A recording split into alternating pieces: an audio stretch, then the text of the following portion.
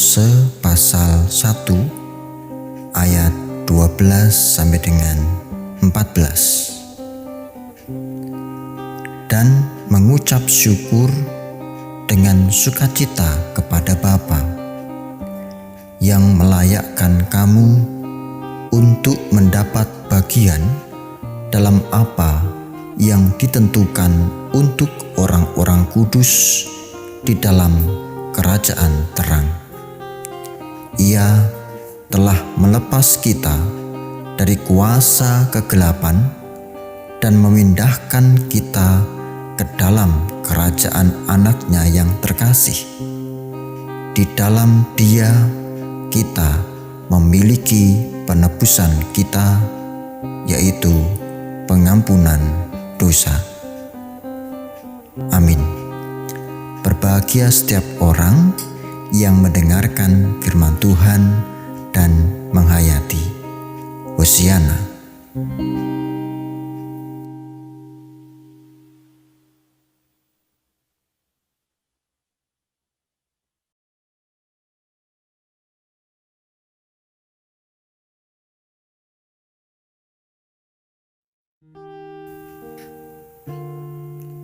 Salam pamuji rahayu.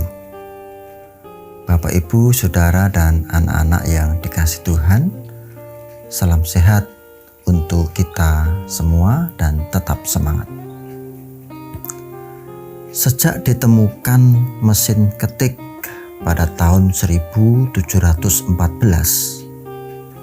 belum ada orang yang berpikir untuk menciptakan suatu alat penghapus kesalahan pengetikan. Ratusan tahun setelahnya, kurang lebih tahun 1944, seorang ibu muda bernama Beth Nesmith Graham yang memiliki satu orang anak laki-laki bekerja sebagai sekretaris. Singkat cerita, ibu ini ibu yang sangat teliti. Namun seteliti apapun ia, sesempurna apapun ia mengerjakan ketikannya, tetap terjadi kesalahan. Ada kesalahan dalam pengetikan. Hingga suatu ketika, ibu ini melihat seorang pelukis melakukan penumpukan warna. Warna satu ditumpuk dengan warna yang lain, sehingga warna dasarnya tertutup. Pelukis itu menginspirasinya. Maka segera ia pulang ke rumah, menuju ke dapur sederhananya, dan meracik cat tempura yang diblender dengan warna kertas.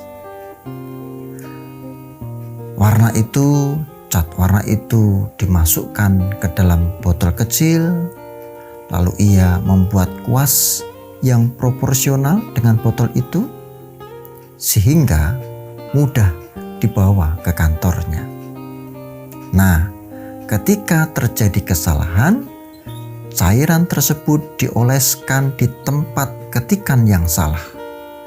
Tunggu kering, lalu mengetik lagi.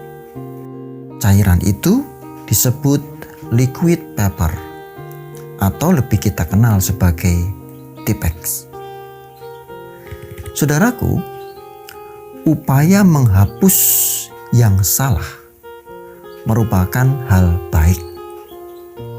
Tetapi tidak semua hal bisa dihapus, lebih-lebih oleh usaha manusia. Kesalahan tipografi dalam pengetikan bisa dihapus dengan Tipp-Ex. Lalu bagaimana dengan kesalahan dosa manusia? Sayang sekali, dosa tidak bisa di Tipp-Ex. Sekeras apapun kita berupaya dengan kekuatan kemanusiaan, dengan berbuat baik, tetap saja tidak bisa menghapuskan dosa. Kesalehan kita tak bisa menolong manusia terlepas dari kuasa kegelapan.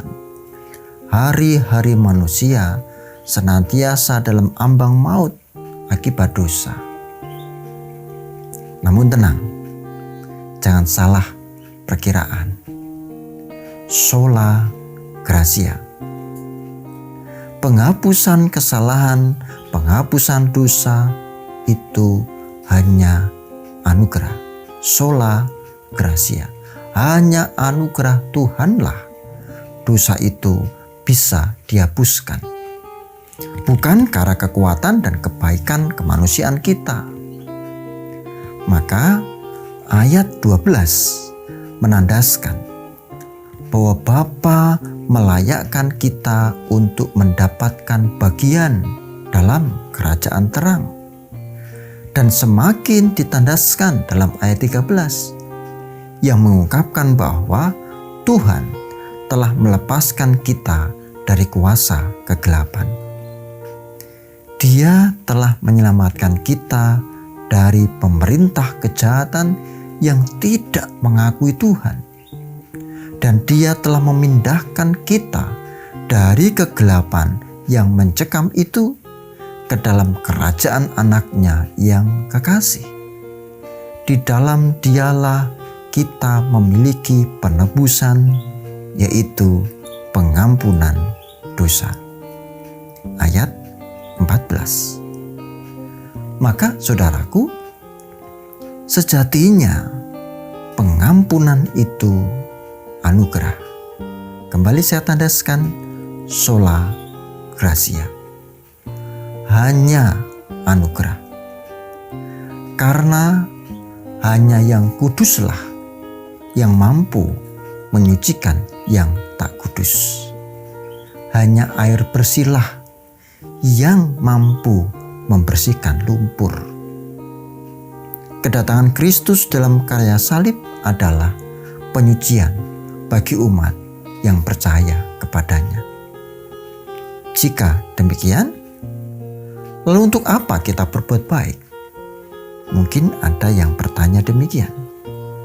Saudaraku, perbuatan baik kita tidak untuk nyogok Tuhan atau untuk membeli suatu keselamatan. Perbuatan baik adalah refleksi konkret setiap umat yang diselamatkan dan diampuni dosanya oleh Tuhan. Kita sudah dikasihinya dalam sola gratia itu, maka kita harus mengasihi sesama kita.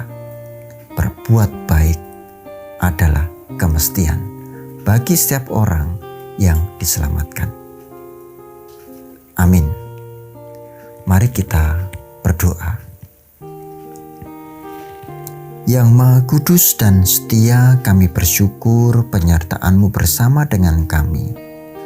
Bahkan ketika kami menghayati penebusan dosa hanya oleh karena anugerah-Mu, maka saat ini ya Tuhan, kami sungguh bersyukur atas anugerah itu. Dan Bapa, masih di masa pandemi COVID-19 saat ini, kami memohon pertolongan-Mu.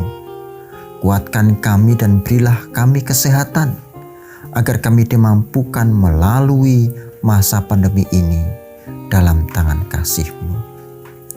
Kami juga berdoa untuk pergumulan bangsa kami, Indonesia, di tengah-tengah keberbedaan. Ajari kami menghargai keberagaman itu dan memiliki potensi baik mewujudkan NKRI. Berbeda namun tetap satu bangsa, satu negara, Indonesia. Kami juga berdoa khusus untuk Ukraina yang berperang dengan Rusia. Berkati para pemimpinnya untuk sadar. Juga berkati masyarakat yang menjadi korban perang ini. Kuatkan dan kiranya masalah bisa diselesaikan dengan baik. Kami percaya Tuhan hadir. Ya Allah, kami akan melanjutkan hidup kami. Mohon pertolongan-Mu. Di dalam nama Tuhan Yesus Kristus, kami berdoa dan bersyukur. Amin. Salam Kalujengan.